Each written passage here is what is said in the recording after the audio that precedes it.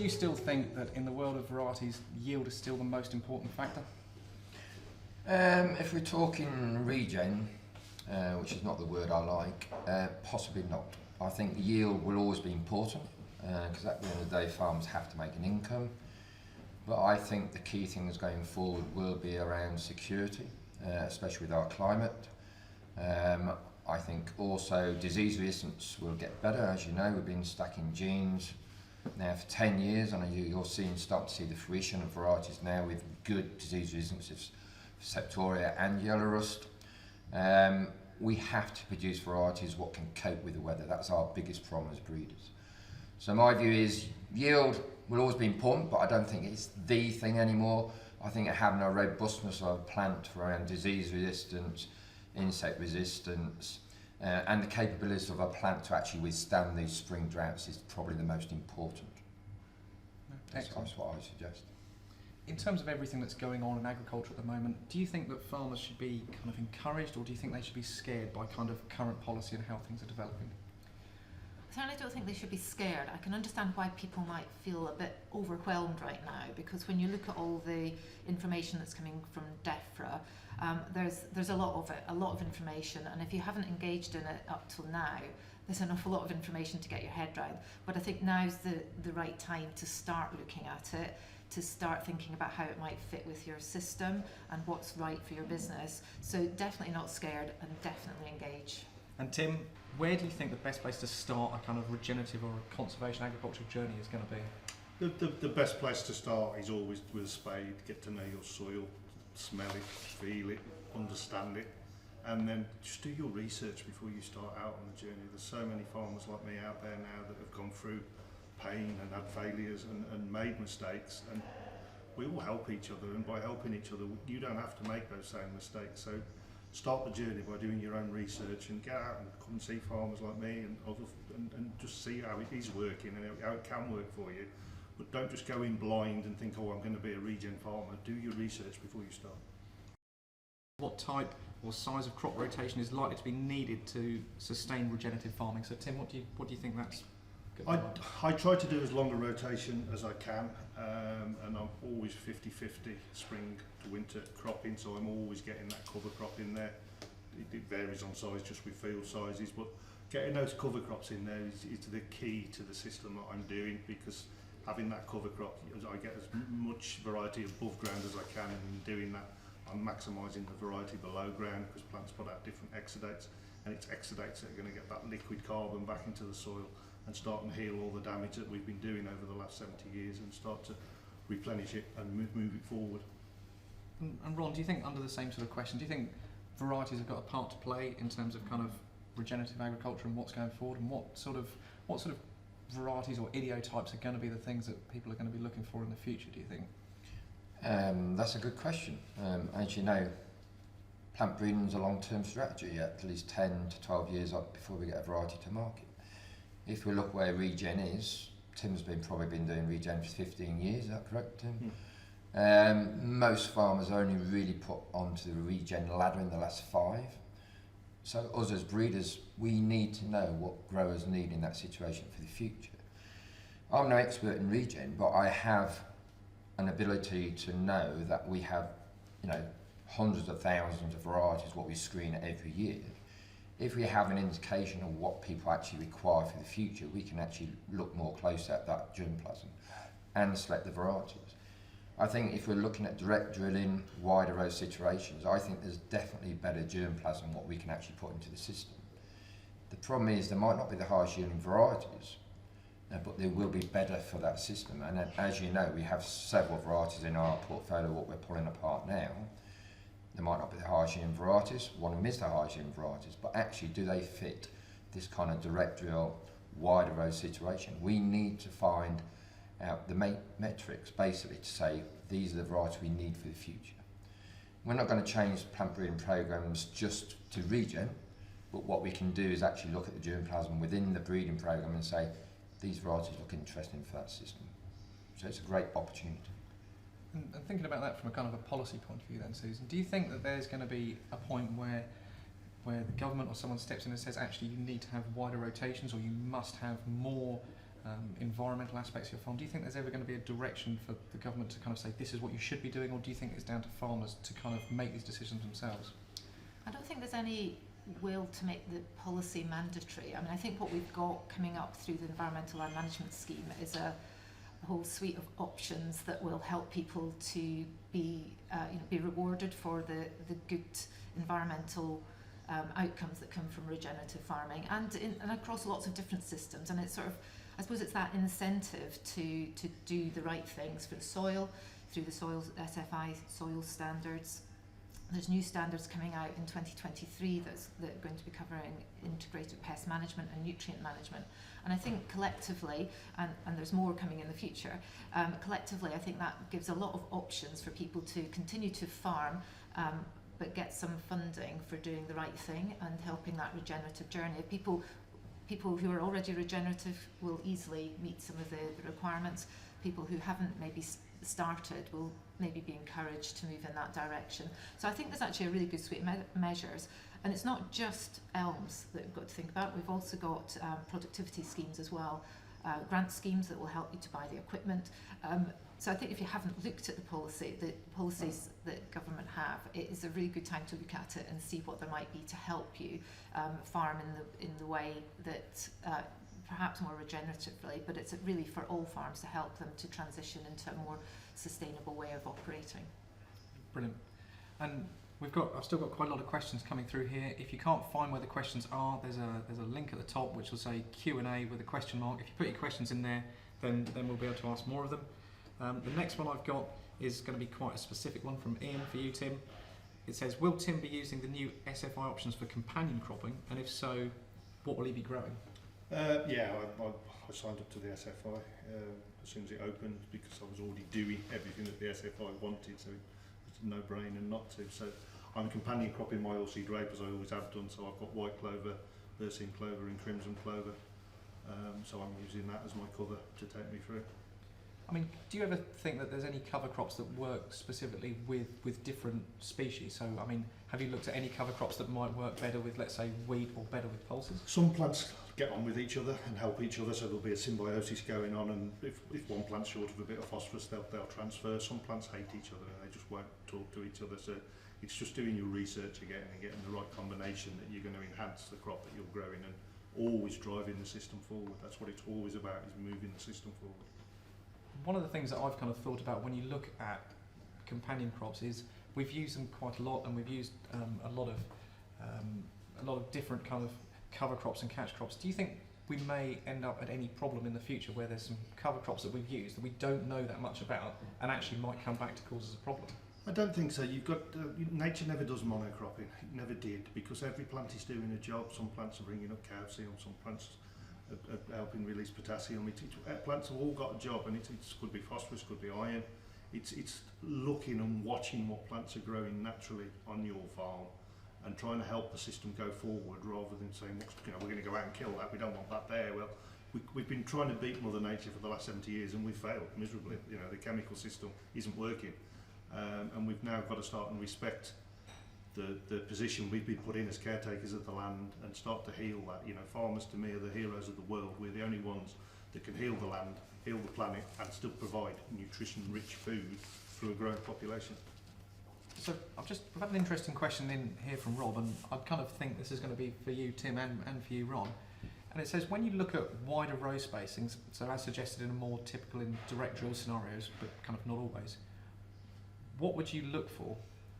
And I mean, wider row spacings, I mean, what is it that you're looking for in that? I've done wide row spacing on quite narrow rows at the moment, so it's if you've got light getting down to the soil, then something's going to grow because that soil is vulnerable.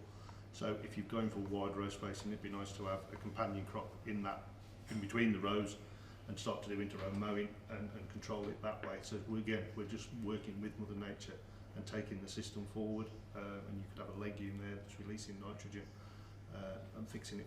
So we're reducing our synthetic inputs, because nitrogen is our best friend, but it's also our worst enemy. So if we can start and fix nitrogen from the atmosphere, we're going to have a healthier plant, and we're not going to have the disease problems and the pest problems.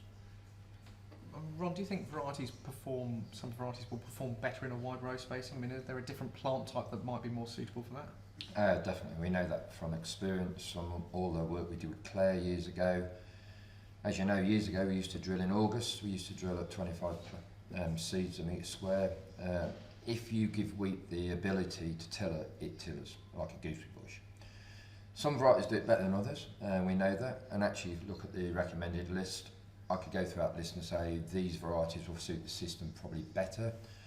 Some varieties sit longer, so they'll go earlier drilling, of course, as well. Some varieties, if you're actually into hoe cultivating, of course, you don't want prostrate varieties, you probably want a semi-erect variety so you can get the machinery through it.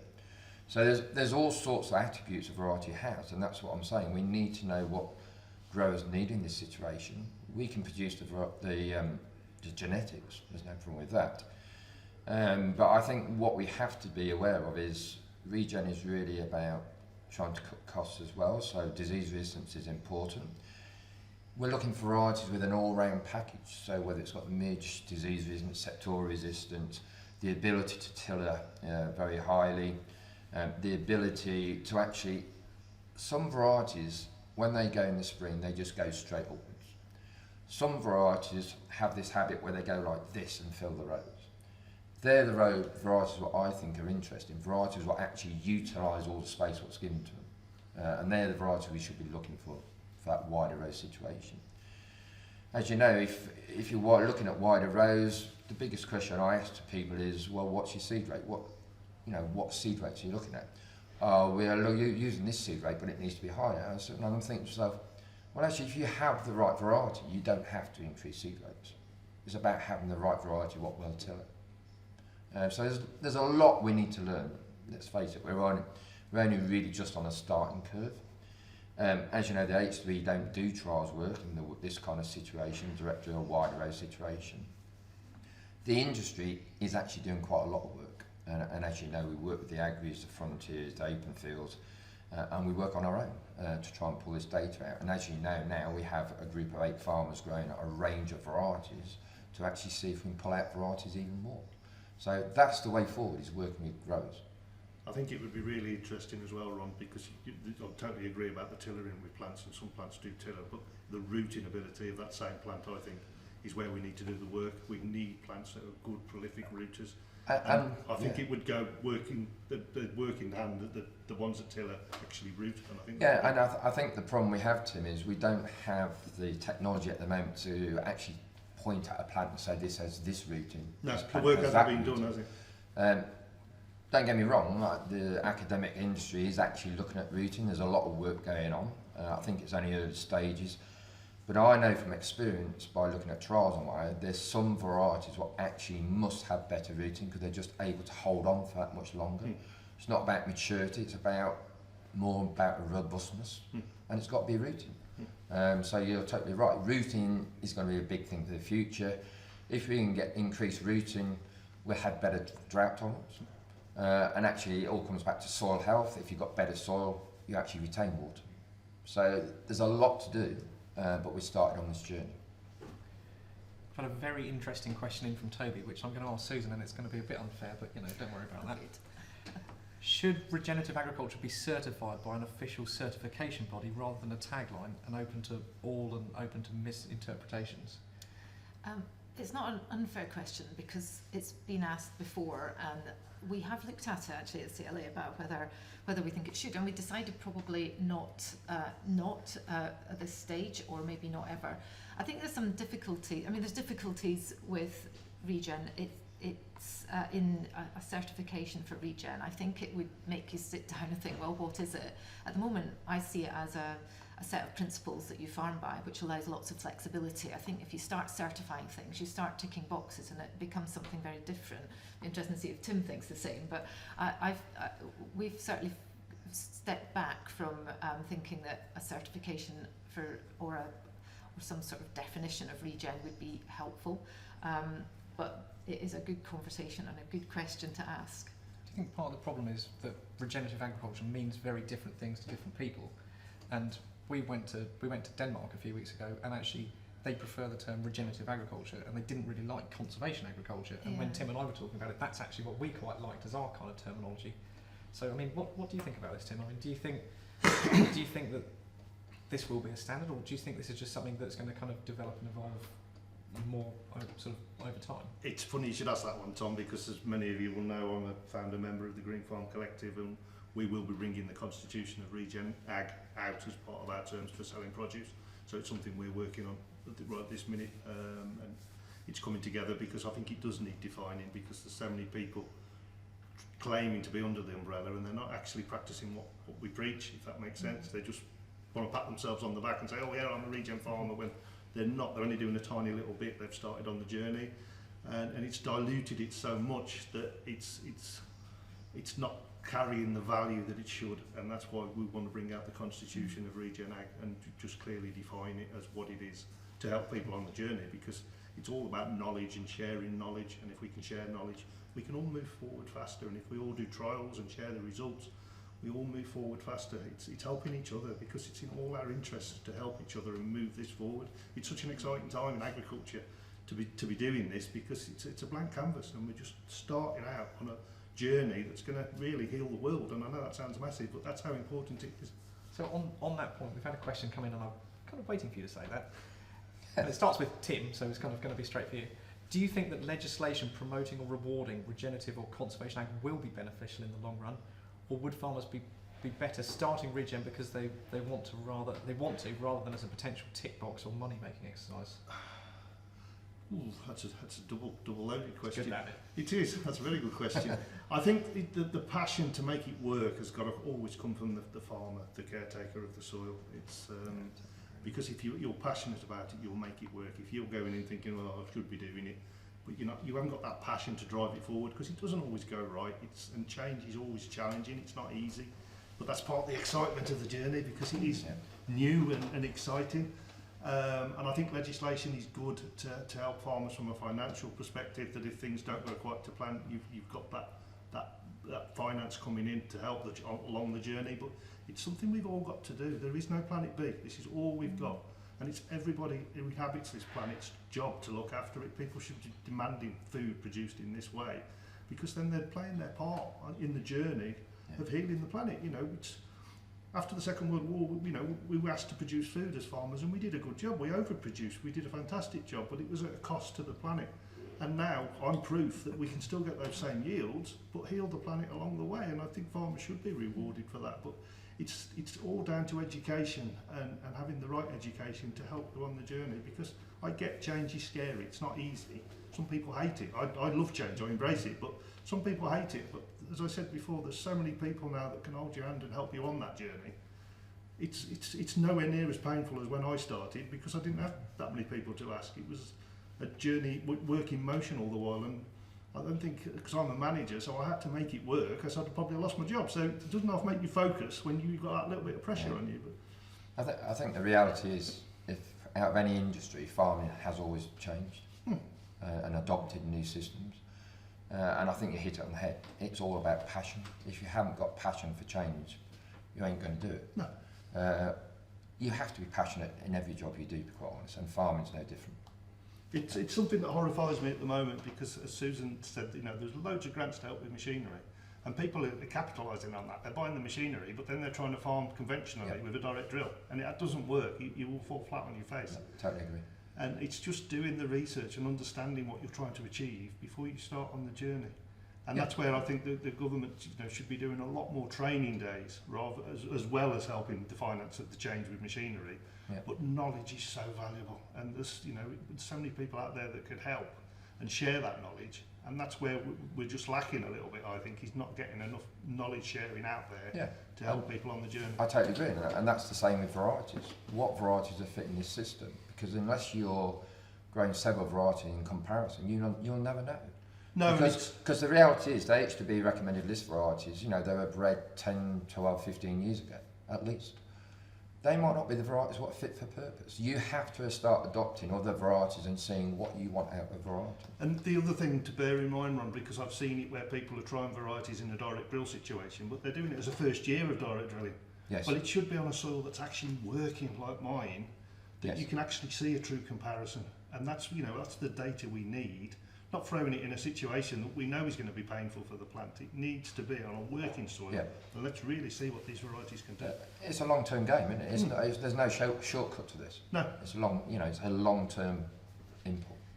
So part of the questions we've been having a lot about is about managing soil. I mean, quite clearly, it's kind of front and foremost what everybody's thinking about. So from a more kind of policy thought, one of the questions says, managing our soil in the detail being prescribed now is a relatively new concept. Is there more legislation guidance to come and more development of schemes to come, do you think? I think there will definitely be development of schemes. I mean, the soil standard that we've got at the moment, I think was launched in 2022. We'll see some evolution. There's no doubt about that. That I think it needs to change in some ways to ensure that it's compatible with all the other standards that are coming out this year. And I think over time there will be things that will come along that will recognised as being worth funding as well. So I think there will be new things that will come into it. It's a good place to start. I think what will happen next, so part of the soil standard is a requirement to report on some of the data that you find, your soil organic matter and some of your soil test results, and your soil textures, your soil plan. That's going to feed into a soil review, and that will then look at policy for the future. And I think this will set a positive cycle of improving the soils, which, you know, rightly, I think the government recognise that that's the best place to start. That's where regenerative farmers recognise is the right place to start. And building on that soil standard, I think, is key. And there is that mechanism to evolve and adapt. I'd be interested. I want to go back to Tim and this question about, because you've gone into sustainable farming incentive right at the beginning. Yes. Do you see it for others that sustainable farming incentive is a good way to start on that journey of regenerative farming, or to start shifting the system? It definitely is in my mind, Susan, because you should be testing your organic matter. Carbon is everything. Carbon is what makes the world tick. And so you need to know what your soil has got, where you're starting from. You should be assessing it. You should be assessing your worm counts. You should be looking at your soil and getting to know it and thinking, yeah, we need to do some work over there, or that area is performing really well. So I think it's pushing farmers along. It's probably, everybody would argue it needs to be a little bit more money, but that's the environment we're in at the moment. You know, we've got to make do with what we've got. But every little helps. It all goes in the bigger pot. And I think, you know, just going back to your question, initially, it's the water is such a precious commodity on the planet. We cannot keep polluting it. Water companies are going to keep demanding that we don't pollute it. So we've got to farm in a different way, and we've got to farm not just in a sustainable way, but to regenerate the system and move it forward. And that's what it's all about. And I mean, the SFI, it's the easiest application I've ever done in my life. It took me about 10 minutes. It's that easy, because I'm in the mid-tier as well. And it's all calculated for you where the mid-tier is. So it's a simple application. Nothing not to like in my mind, because you should be doing what they're asking you to do anyway as a farmer, as a good caretaker of the land. Now I've got a very interesting question here, and it's something that all of you get to kind of answer here. So it's one that John sent in, and he says, what is the key to transitioning away from insecticides? So asking that as a question, Ron, I'm going to come to you in terms of variety first. In terms of varieties, what's the key to transitioning away from insecticides? As you know, we do have insecticide resistance. We do have orange blossom midge resistance. We do have BYDV now coming through in varieties, which all breeders will be working on. We can only get better at that. As you know, we're talking just wheat here, but actually we have resistance in all other crops, maize and other things for insects. It's got to be way forward. I doubt whether we're going to see new insecticides that actually will control insects, because they're not going to get through the system. That's the reality. Because they'll all have a knock-on effect, possibly. I'll never say never, because we might get some new chemistry, but the reality is genetics is the future. And that is the reality. Of course, if we had gene editing or GMO, we could actually move quicker. But that's another debate. Yeah, let's not do that one today. Because that's going to take probably more than an hour. But same thing with that for you, Tim. I mean, you don't use insecticides. I haven't used insecticides for 8 years. Insects are just coming to attack the plant. Nature's been managed because that plant isn't functioning properly. So that plant will be producing monosaccharides and monofructose. By having the correct nutrition there, that plant can convert those to polysaccharides and polyfructose. Once they go to the polys, they're going out as exudates, they're not stored in the plant. The insects can't see it. It's not on their vision to be able to see that. It was the work done in the 70s when we started direct drilling then, and they couldn't understand why aphids weren't coming in on wheat. But it was purely for the fact that that plant was actually working, and it's just nature's bin men, and we've just got to get away and get that sort of working so we've got a healthy plant. And once we get a healthy plant, we won't get the problems coming in. To me, insecticides, fungicides, herbicides, they've all got one thing in common, and that's suicide, because they're all poisons.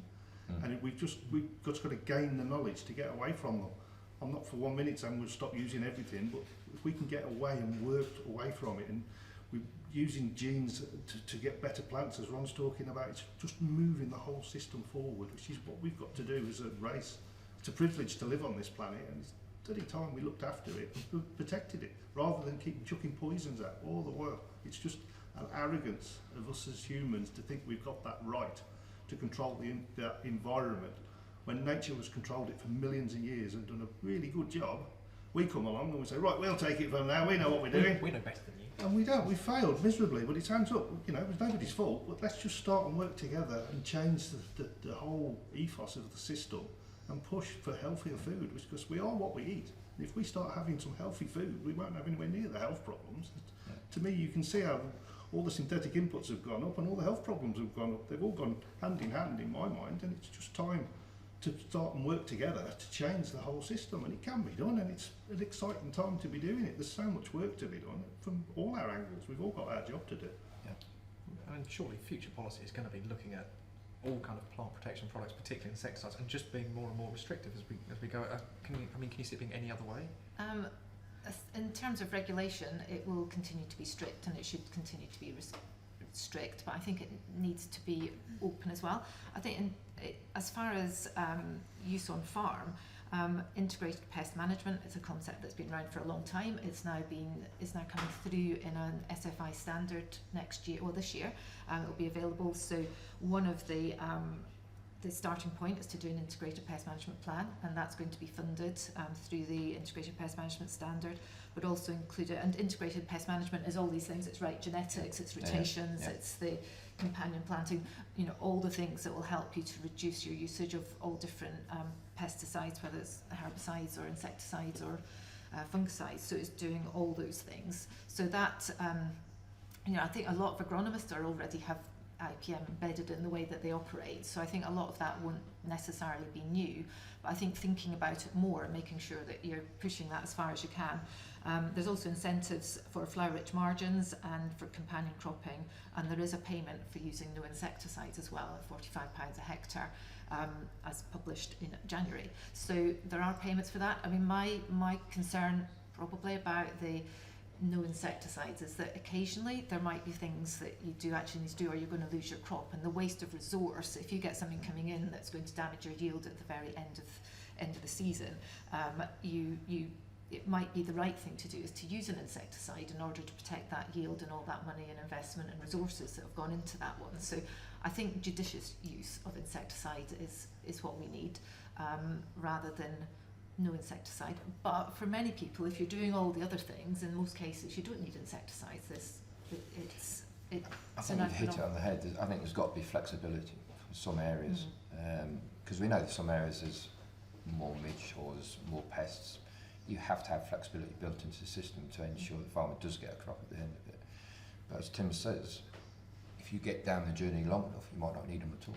Yeah, exactly. But I think the biggest thing for me was, we destroyed the land by using insecticides. Durspan was the biggest killer out. It even killed tractor drivers, let's face it. I mean, it was an awful chemistry. Yeah. It destroyed nature. The old slug bait we used to use, the worms used to be piled high dead on their soils. There's no wonder our soils went backwards. There's no wonder. There really isn't. So we have to get away to a more holistic approach with nature. There's no doubt about it. It's farming in harmony with nature and the heartbeat of nature. And I totally agree. There's got to be flexibility, because at the end of the day, profit has got to be king. Yeah. If we go out of business, if I go out of business, nobody's going to come along and say, "Oh, come on, Tim, it's all right." Nobody's interested. No, exactly. They'll buy your farm, they'll buy your equipment, your history. Profit has always got to be king, so there's got to be flexibility. I'm totally with you. Totally. But it's just having that vision of where you want to get to. It is a vision, and working together to get to that vision. Totally. So we've had quite a lot more questions come through. One specifically for you, Ron, from Johnny. Have you looked at varieties that may uptake foliar applied nutrients better than others? We've done loads of foliar work, as you know, trace elements and stuff. I'm a big believer in using trace elements at certain times in a plant's life, because there are certain demands when a plant actually needs a heavy dose. Not just single elements, usually a bunch of elements. And the two stages are 30, 31 at start of stem elongation, when it's the size of the ear, being developed to terminal spikelet. There's a big surge by the plant to want a lot of trace elements and macro and micro elements. And the next stage is meiosis, which is the fertility of the plant, which is between 37 and 39. That is your fertility of your ear. All that work was done years and years ago. There's papers on that showing the demands by plants. I've never been a big believer, through the 80s and 90s, we called it bucket chemistry. No plant is actually going to work successfully if it's already stressed with bucket chemistry. The idea of little and often, I've always had that approach, because little and often is the plant uses it little and often. If you're going on with big lumps of nitrogen, big lumps of insecticide and herbicide, you've got to remember, we're having stress situations, the plant goes backwards. The plant can't actually use what you're putting on. So we have to get away from that. We have to start with healthy plants and maintain healthy plants so it's living scale. That is the future of farming. So very interesting question from Lucy, which I'm a little worried about asking, but we'll open this can of worms and see how we get on, and it's going to be for you, Tim. Should there be an alternative to the recommended list? Now, I'm going to kind of add a caveat to that, because I do think that the RL and all the work behind it is a very important tool, and for farmers to choose varieties, I think it's very important. But do you think that it could either have more data to it, or do you think there are other things that you would be looking for in a variety that you can't find on the recommended list? I think there's lots of scope for improvement.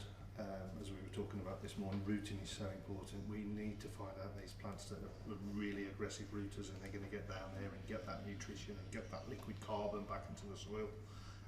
And that's so important. And it's, as regen farmers, especially when I started, we share all our information, and you'd find a variety that works really well, and you might mix a variety with it and just move it forward. And there's so much work that needs to be done. Whether we need a different recommended list, I don't know. That's happened with the wind, but there's just so much work. I don't want to get in that tit for tat argument.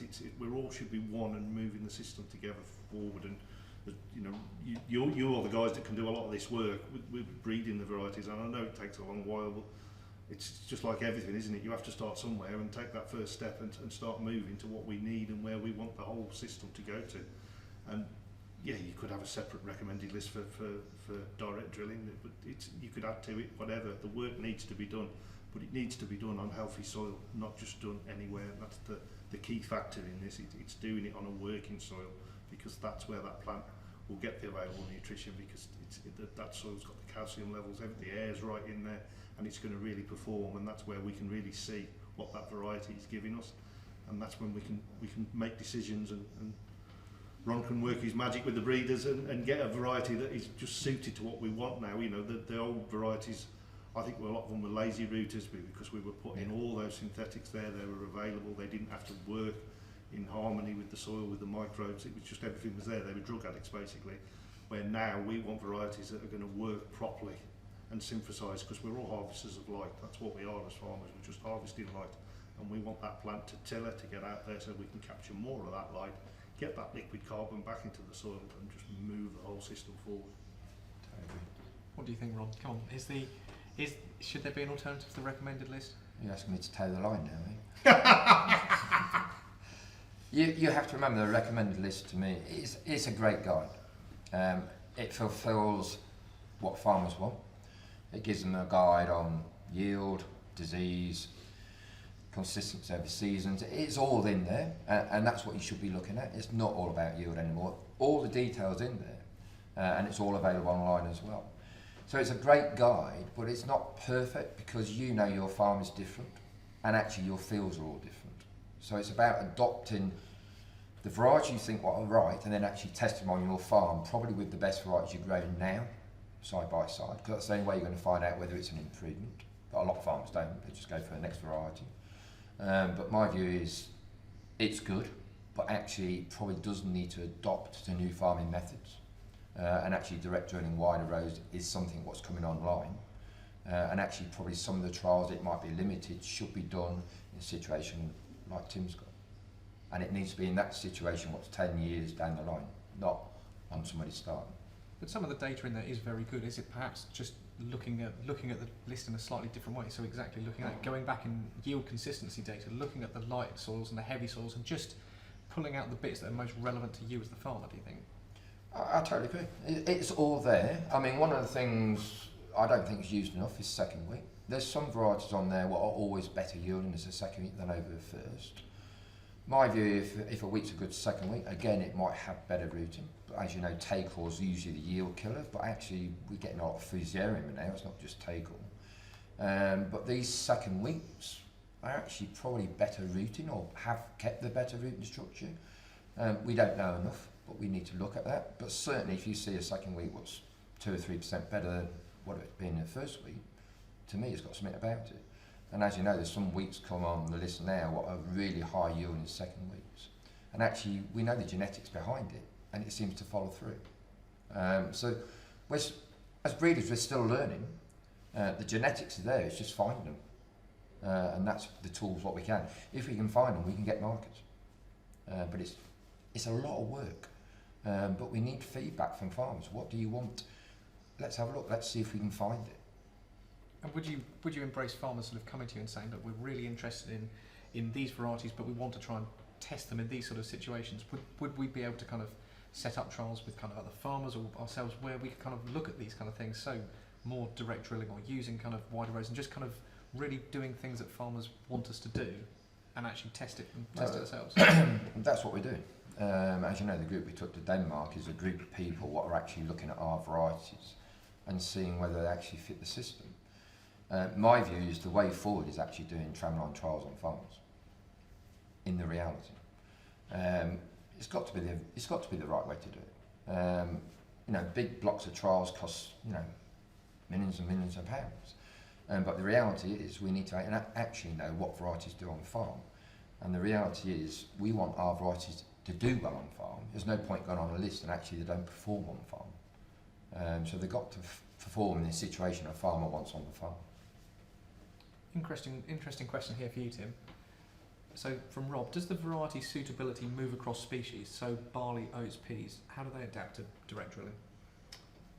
Well, I've never had a crop that doesn't adapt. It's I always home save seeds, it's probably what you don't want to hear, but I'm a big believer in epigenetics, so that variety will constantly adapt for my farm. But I've never had a trouble. Any direct drilling, I've never had anything I can't direct drill to answer the question. All plant species, they adapt. Why would they not? When you've just grown a perfect crop, why could you not just pop a seed in and grow another crop? What's changed? And also, one of the questions we had earlier on was from Charles, and he was talking about sort of homegrown protein, and he said, do you think there should be more support for homegrown protein, and whether that's with breeding or agronomic support or buyback contracts? I mean, do you think there's enough support that's being done for kind of pulses? I don't think there's enough support. I think pulses have been overlooked. I like growing lupins, as a lot of people know. I love lupins because my wheat always does an extra ton to the hectare after lupins. Other than grass, I haven't found anything that improves the soil as well as lupins. But it's also from the bigger picture of the planet. It's balmy that we're importing so much protein when we could be growing homegrown protein. But it's always a chicken and egg scenario because the mills don't want to buy the lupins until there's a big acreage. The farmers don't want to grow it until the mills want to buy it, and we just keep going on. But there should be a lot more to develop that lupin and move it forward, and pulses in general, because the market is there for them, and we can't keep just shipping it all the way across the world when we could be growing it ourselves. It's just madness. Do you think that's something that policy might look at going forward? So if you were a government and you were looking at kind of ways that you could increase, let's say, cropping diversity, you could say to farmers, okay, well, we want you to grow more homegrown proteins, and there's going to be an incentive for you to go and grow, let's say, more winter beans or spring beans or peas or whatever it happens to be, just because we know it improves soil rotation, and also that the whole thing about kind of homegrown protein. Can you see that being a thing? It's already a thing, in that the nutrient management standard that's coming out in the summer, well, the details are available now, but will be open for applications in the summer. They have payments for legumes and legume fallow. So there are incentives coming for legumes. That's mainly to do with reducing nitrogen fertiliser use, and so you're making better use of nutrients. But we'll have lots of other benefits as well. So it is actually being built into policy already, and I think that is sensible. It's not, the payment isn't for growing the crop itself, it's for the benefits that it provides rather than it being a subsidy. You know, back in years ago, we did have additional payments for legumes, and it did, you know, we had lots of linseed at one point because there were additional payments, and I think we have to be really careful that some of these payments don't skew the marketplace. So I think it's got to be done for the right reason in the right way, but otherwise it seems to make sense, and as I say, it's coming through, but it's worth having a look at the detail of what the requirements are for that. And I'm a big fan of policy as well. Kind of, as part of your job, you kind of have to be. But for me, I just think in a farmer's rotation of mind, it's always one of the last things that you think about. You kind of think, well, I'm going to plan my oilseed rape or my winter wheat or my winter barley, and then it's kind of like, well, perhaps I'll grow some peas or some winter beans or some spring beans. And I just feel that they don't necessarily get the kind of the big crop status that the protein crops should get. And perhaps if there are these kind of payments, perhaps that will move them further up in kind of farmers' minds and actually make them more important.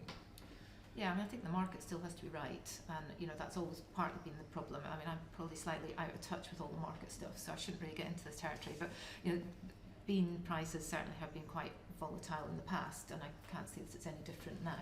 So you know, the market has to be right as well. I think that's a big piece of all this agricultural policy, is that this is just one part of future farming. It's not the only bit that's important, and getting all the technology, as we've talked about already, some of the technology coming through, the new ideas coming through, and then building that level of understanding, along with ensuring that that market side of things is we have the access to the markets and the right sort of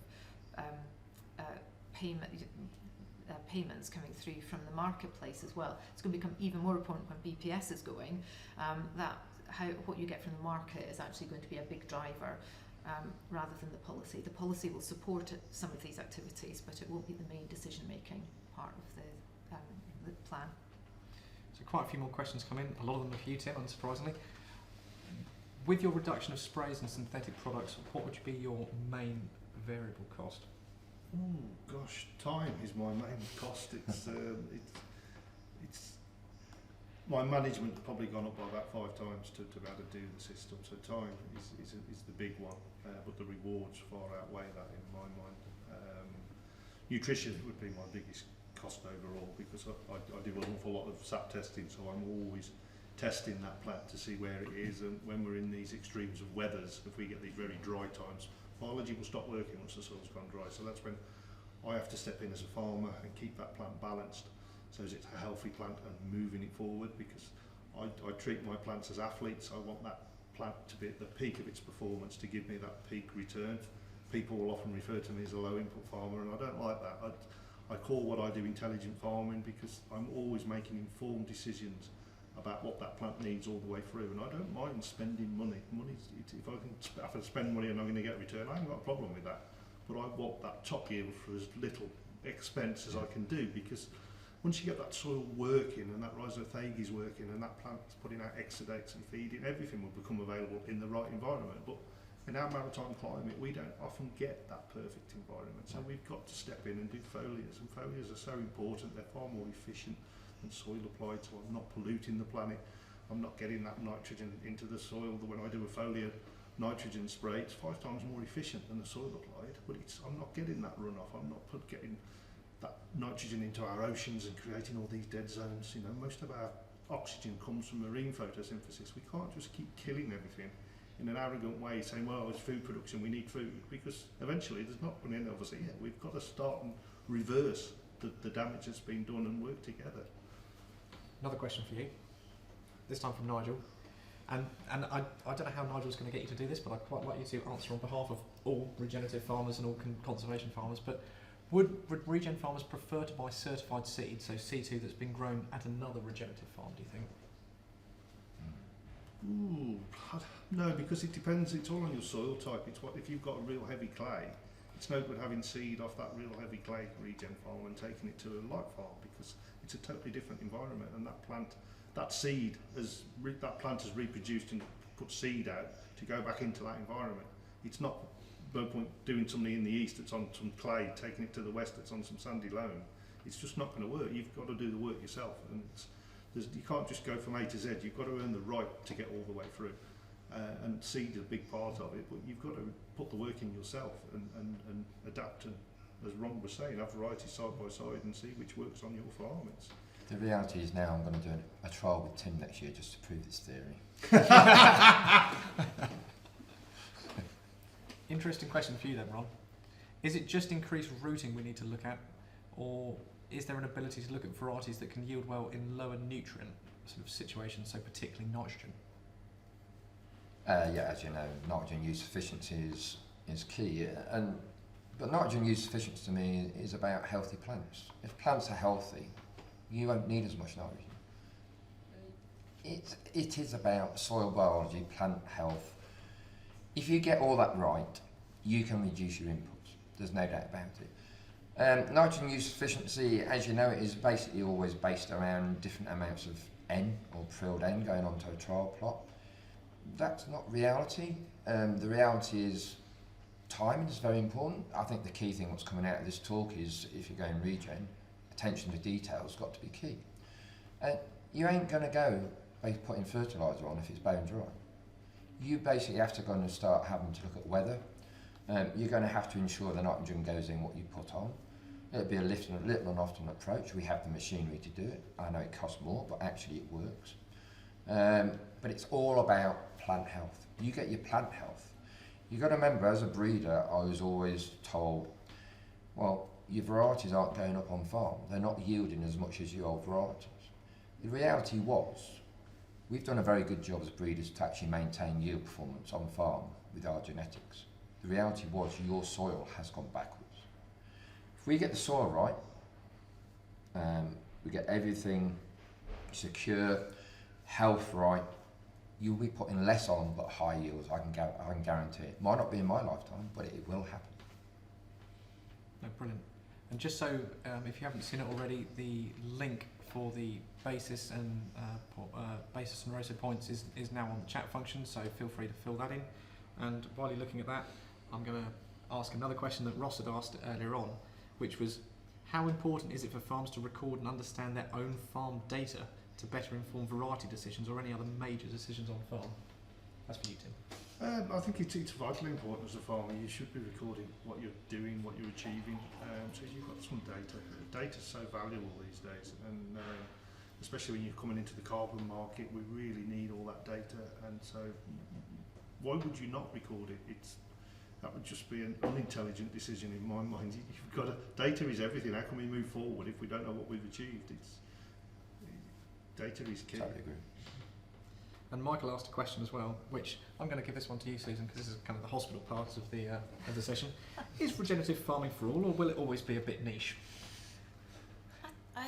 Yeah, it's a great question, which gives me time to think of an answer. I don't see it as niche now. You know, I was at Groundswell last year for the first time, and it didn't feel niche at all. And I think the principles are absolutely sound behind it. So I think going back to the earlier discussion about what regen is and whether it's defined or not might change it as to whether, how it develops. As far as I see it, the principles of regen are really sound around looking after the soil and building from the base up, and it's right for all farms. Whether the extent to which you do it may differ between farms, but that core is absolutely essential. So it's certainly gaining a lot of traction in conversations, and it's a term that is being used, I should say, Tim, quite widely for covering lots of bases. But I think that's an indication of the traction that it's getting amongst all farmers in the discussion. And if that moves how people start thinking about the soil and how they're managing it and how they're growing their crops, then that's got to be a good thing. Flip forward 10 years, will we still be talking about regen, or will there be something else? yeah, maybe, don't know. I think I'll just answer that if I can, but it's a bigger picture than that, because I trap moths for Rothamsted. My moth numbers are through the roof. They've never seen moth numbers in an arable situation like I've got. It's equivalent to a woodland situation. The bird life on farm is through the roof. I have bird ringers come on, red data species, they're thriving on farm. Anybody that comes notices the bird song. God, you've got some birds. But it's the whole system providing that food. It's the best restaurant in town. Yeah. So we're making more money. We've got a healthy environment. There's nothing not to like. I've never met a really unhappy regen farmer unless you're just miserable. But some people are, but you can't help when you're field walking and the skylarks shooting everywhere. Yeah. That what you're doing is right, and that feel-good factor. It's that it gets the endorphins going in our brain. The acetyl-MyCT, that good healthy smell of soil. It's proven that it gets the endorphins going. So it's mentally happier as well. So I can't see why anybody wouldn't want to engage in it and try it and dip it, because it's such a big thing moving forward. How can we afford not to? From so many different angles. Do you see it as an all or nothing then? I mean, you're all, completely all. Is there a move into it? I think because there's so many people doing it now, if somebody was tentatively looking at it, I'd say, well, just put a section of your farm down, get somebody to come in with a driller you trust that's going to do a good job, and just see how that soil changes. But get a little bit of that soil and put it in a jam jar, put it on the shelf, and have another look in 5 years' time and see how that colour's changed. Because when you're looking at it every day, you don't see that colour change, because you've just seen it all the while. And it's really impressive, and something I wish I'd have done 15 years ago is put that jar of soil on to see how it has changed, because I know it has, but to actually see it side by side, it's what I encourage everybody to do who's starting out. Just get that jam jar of soil, put it on the shelf, forget about it, come back in a few years' time and get that same sample from the same spot, and just see how it has changed in colour and health. Count your worms, do an infiltration test, see what, have some data that you can see that what you're doing is making a big difference. There's been a really good question that's come in, and I really like this one. And it says, Tim, you say your time to manage your farm has increased. How much bigger could your farm get before it was too big for you to manage in this system? I mean, doing panels on a morning probably doesn't help, that sort of thing. No, it doesn't. And I do a lot of this, which really puts the pressure on. I always have in my head, if 1,000 acres, I could do it quite easily. Above, I'd have to have another me to do that because of time and because I do all the work myself, so I'd have to have another me. But I always think 1,000 acres is sort of like the optimum, which I know a lot of people go, I couldn't survive on that. But when it's all about the back profit that's left in that tin at the end of the year, that's what counts. And I think done right, you could have a good income off that. But to go bigger, I don't think you'd have enough time to do what I do, to go much bigger than that, unless you went for another operator. And one of the other questions has just come in for you again. Have you introduced any livestock into your rotation? Not really, no. I have grazed cover crops, and what I found with these dry springs, where I've grazed a cover crop, and I always leave a third, you never want to graze a cover crop to the floor, because then you're taking away, you're using sugar from that plant to get regrowing again. But in these dry years, because I've grazed and I'd left a third, it was so much more open, so it dried out, it heated up more, and I'd have half the crop of beans there where I didn't graze, and I'd got a nice patch and it was covered. I'd got double the yield in beans, and it's that cover crop that's key. It's putting those exudates back into the soil that is the key thing, because I make a lot of my own compost. I brought biology, so I'm mimicking nature, as in what an animal would be excreting and putting back on there. And I move the system forward without having livestock in the system. And I know a lot of people think livestock are vital. And I think if you're a livestock farmer, that's brilliant, integrate it, that's great. But if you're not, you don't have to. You can mimic what nature does and still move the system forward and have a healthy soil without integration. So I've got one final question for you all, and I want you all to kind of answer it individually. And but before I do want to kind of say that we really like doing these kind of live panel sessions, and if there are other panel sessions that anyone wants us to do, please kind of get in touch with us at Limagrain, either do it on social media or email us, because we're quite happy to engage and get involved with these kind of sessions, particularly whether it's varieties or whether it's soil or whether it's nutrient management or whether it's species specific. We quite like doing these sort of things, and we're really happy to engage with it. So my final question, and I'll come to you first with this, Ron, and the question is going to be the same for all of you. Why should farmers feel optimistic in the next 10 years? Because I always like to kind of be the kind of half glass kind of full guy. Why should farmers feel optimistic for the next 10 years? Because I think farming's always changed. Farming's always adopted through any circumstance. So, but that, I think breeding, I'll talk about breeding. I think breeding is very exciting times. You know, they're using predictive modelling, they're predicting what's going to come out of crosses. They know what's in crosses, they know what's in varieties by the genes. It's great times. You've got to remember, as a traditional breeder, we knew none of that. We had to have huge populations and actually try and end up with a variety out the end. Now, we actually know what's in the variety before it even goes in the field. So it's really exciting times, and I think actually with gene editing and GMO could be even more exciting. We shouldn't be scared of it. And Susan, same question. What do you think? Reasons to be optimistic. Yeah, absolutely. I think short term there are some challenges, but the long term optimism I think is definitely there. The challenge of getting this transition in the policy is not to be underestimated, but the answer to that would be to go and have a look at it. We've had 6 years of policy development.